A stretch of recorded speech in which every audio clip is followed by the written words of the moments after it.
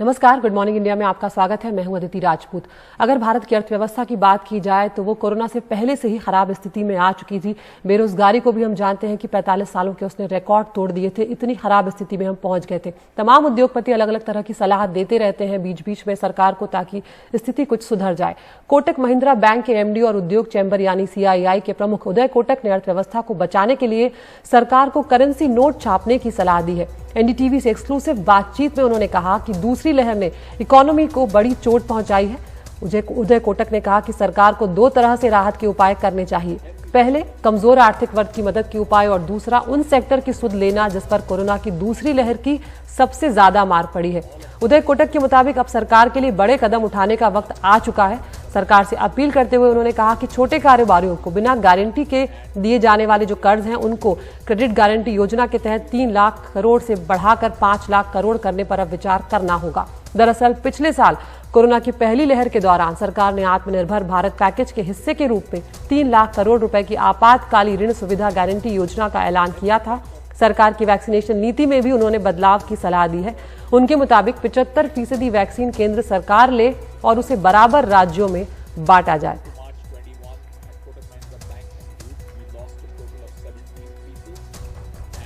I think the time has come now for us to consider a fiscal expansion to support the economy. And this expansion needs to take two parts. One is to the bottom of the pyramid, where just as the government has been doing on food, to expand on the food side and medical side. Simultaneously, work programs strengthen further like NREGA.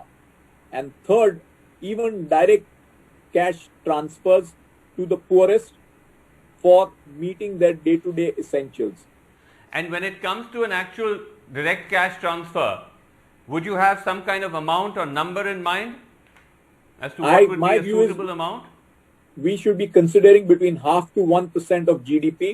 GDP on a nominal basis of India is around 200 lakh crores. So I would say between 1 to 2 lakh crores. Do you think that we are or we should be able to afford this kind of spending? In my view, this is a time for us to be able to expand the balance sheet of the government, duly supported by the RBI, which should deficit finance a part of the government's expanded balance sheet rather than letting that go to the market borrowing, which means the RBI's balance sheet will be expanded, what is known as monetary expansion or printing of money. Time has come for us to be doing some of that, because unless we can protect growth through this period over the next 1 year, we run the challenge of trend growth rate getting more gradual on a long-term basis. Okay, that's significant, sir. You're saying even if it comes to having to print money, this is the time to do it. Absolutely. If not now, when? What you make of what has happened to the vaccination drive, because the numbers you talked about in terms of the supply coming in 6 to 8 crores a month, the fact is that the actual supply to the states, particularly in that 18 to 45 category, has crashed. Several states have actually had to close down their vaccination centers, which is why, as I mentioned, from vaccinating about 36 lakhs per day, 36 lakh doses a day in the early part of April, we're now down to 16 lakhs, which is less than half. This is after the center said that we're liberalizing the policy, we're allowing states to buy directly from vaccine makers. Clearly something has gone wrong. What, in your view, is that? I have a recommendation to make. You know, currently the new policy requires 3 players: the center, the states and the private sector. The quota for the center is 50%, and for the states and the private sector, it's not defined and it's within the balance 50%. My personal view is we should break it down to only 2 quotas. Center 75%, private sector 25%. And within the center's quota, the center must work towards an equitable distribution of the vaccine on a national basis across states. And that 75% pricing can be negotiated by the center with the manufacturer, whether it's a mix of 150 or 300, but whatever it is, fix one price and 75% going to the center, who in turn distributes to the states, and 25% is free for private sector markets. तो उदय कोटक की कौन सी सलाह सरकार मानेगी ये तो कहना मुश्किल है, लेकिन कम से कम वैक्सीन की जो सलाह है कि 75% जो वैक्सीन है पूरे देश के वो सरकार को, केंद्र सरकार को खरीदने चाहिए और उसके बाद राज्यों में बराबर बांटा जाना चाहिए, क्योंकि बहुत ज्यादा किल्लत जो है इस वक्त वो देश में वैक्सीन की हो रही है, जब सबसे ज्यादा जरूरत भी इसी बात की है कि वैक्सीन युद्ध स्तर पर लगाए जाएं। आगे बढ़ते हैं। कोरोना वायरस की दूसरी लहर से अभी हम जूझ ही रहे हैं और तीसरी लहर की दस्तक के बारे में भी बात की जा रही है और इसमें यह भी आशंका जताई जा रही है कि बच्चे प्रभावित हो सकते हैं। ऐसे में मध्य प्रदेश सरकार अपनी तैयारी कर रही है। बड़े स्तर पर कार्य योजना इस मामले में सरकार की तरफ से तैयार की गई है, जिसके तहत जल्द ही नवजात शिशुओं व बच्चों के संक्रमित होने की आशंका को देखते हुए प्रदेश के मेडिकल कॉलेज के अस्पतालों में 360 आईसीयू बिस्तर की व्यवस्था करना शुरू कर दिया गया है। एक रिपोर्ट। टीका लगाना नए ओपीडी के अंदर। मध्य प्रदेश का सबसे संक्रमित शहर अब अपने बच्चों को बचाने के लिए तैयार हो रहा है। कुछ दिनों पहले खबर आई थी कि संक्रमण से उबरने के बाद 4 बच्चों ने इंदौर में दम तोड़ दिया। तैयारी के लिए भी मेडिकल कॉलेज स्तर से किए जा रहे हैं, जहां पर चाचा नेहरू अस्पताल वगैरह है। अगर कुछ ऐसा होता है तो प्लानिंग में है उनका। मध्य प्रदेश में अभी तक 53,086 बच्चे कोरोना की चपेट में आ चुके हैं। इनमें 5 साल से कम उम्र के बच्चों की संख्या 6,825 है। 1 साल तक के बच्चों की संख्या 987 है। स्वास्थ्य विभाग के मुताबिक संक्रमित बच्चों में 31,000 लड़के और लगभग 22,000 लड़कियां हैं। सागर जिले में भी 300 से ज्यादा बच्चे संक्रमित हुए, जिसमें 4 की मौत हो गई। 302 बच्चों की रिपोर्ट जो है वो पॉजिटिव पाई गई है और इसमें 15 से 20 बच्चे जो थे वो गंभीर बीमारी से भी पीड़ित थे, उनको भर्ती करना पड़ा। तो लगभग ये 20 बच्चे हमारे यहाँ एडमिट रहे हैं, जिसमें से 4 बच्चों की मृत्यु भी हुई है। इनको सर्दी खांसी नहीं होती है। ये ज़्यादातर बच्चे जो हैं पेट दर्द, दस्त या उल्टी की शिकायत के साथ आते हैं। ऐसे में निजी स्तरों पर भी प्रयास शुरू हैं। सागर के गढ़ाकोटा में चिल्ड्रन कोविड सेंटर में 10 पलंग तैयार किए गए हैं।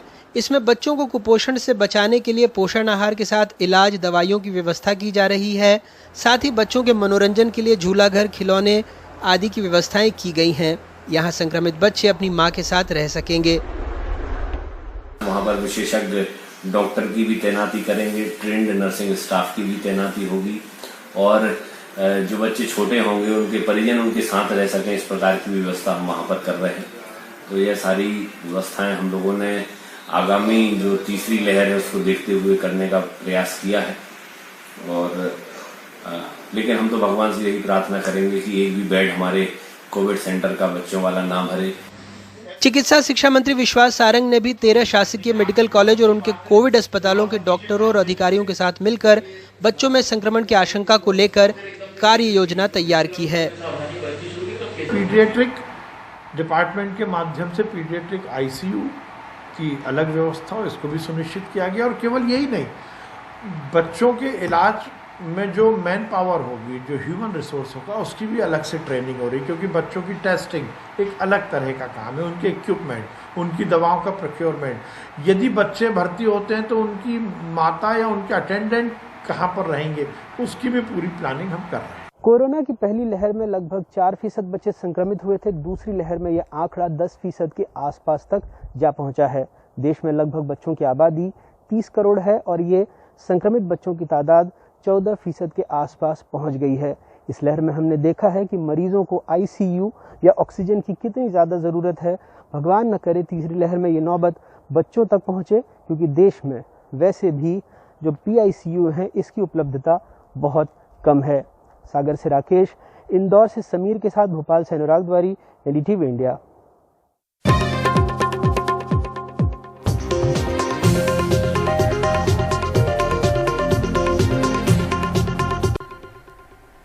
और अब बात यास तूफान की, जो ओडिशा और बंगाल में भारी तबाही मचाने के बाद आखिरकार कुछ कमजोर पड़ गया है।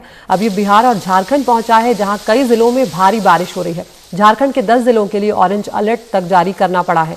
पूर्वी सिंहभूम, सरायकेला, खरसावां, गुमला, लोहरदगा, लातेहार, रांची, चतरा, रामगढ़ और खूंटी में भारी बारिश की आशंका जताई गई है। इस दौरान 40 से 50 किलोमीटर प्रति घंटे की रफ्तार से हवाएं चलने और बिजली गिरने की भी आशंका है। करीब 10,000 लोगों को सुरक्षित स्थानों पर भेजा गया है।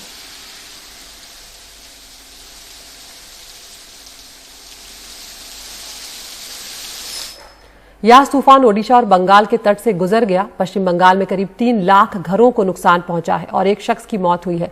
समंदर का पानी दीघा शहर में घुस गया और 132 तटबंध जो हैं वो टूट गए हैं। एक रिपोर्ट।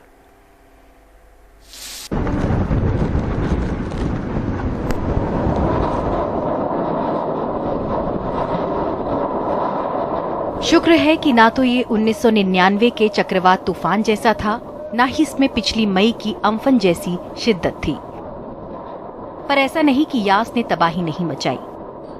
ओडिशा और बंगाल के समुद्री इलाकों में 3 घंटे तक तेज हवाओं और बारिश की मार ने खूब तबाही मचाई। दोनों राज्यों में एक एक जान भी ली। दुर्भाग्यवशत एकजन मारा गेছেন, সেটাও অ্যাক্সিডেন্টাল डेथ। जिस आदमी की मौत हुई वो हादसे से हुई। वो मछली पकड़ने निकल गया था और डूब गया। এটা জাল ফেলতে গিয়ে মাছে শুনলাম সে ডুবে গেছে। पालासोर में 155 किलोमीटर प्रति घंटे की तूफानी हवाओं ने कहर मचाया।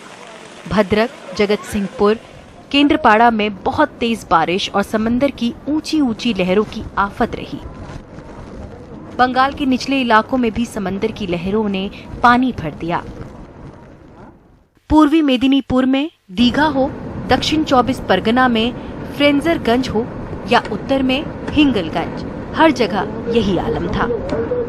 मैं हूँ हुगली नदी के पास और यहाँ पे पानी आ रहा है, हाई टाइड आ रहा है। ये सबसे शायद इंडिकेटर है कि कितना जबरदस्त स्टॉर्म सर्ज हो रहा है समुंदर में।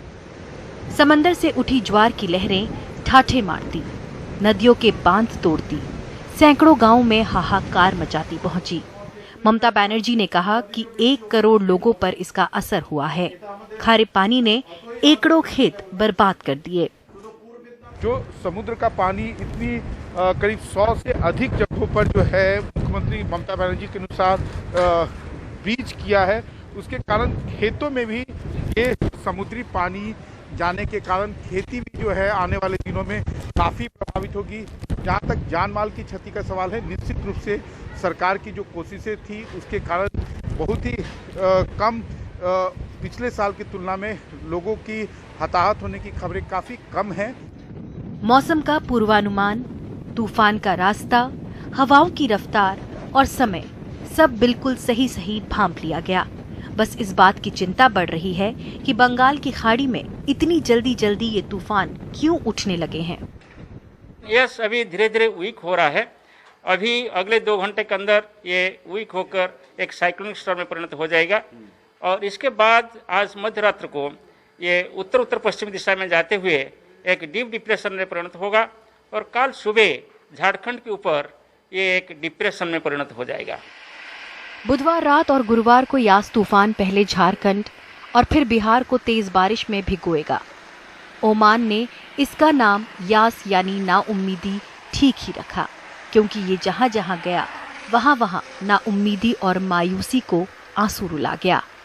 मनीष कुमार के साथ मोनिदीपा बनर्जी की रिपोर्ट, एनडीटीवी इंडिया के लिए।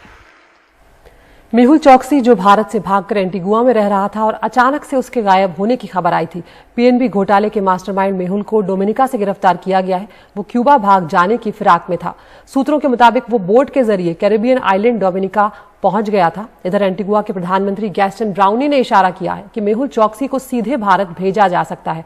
उन्होंने कहा कि उन्होंने डोमिनिका से कहा है कि वो गैर कानूनी रूप से प्रवेश करने को लेकर उसे सीधे भारत को सौंप दे। मेहुल चौकसी पीएनबी घोटाले के सामने आने से पहले ही जनवरी 2018 में एंटीगुआ चला गया था और उसने वहां की नागरिकता भी ले ली थी।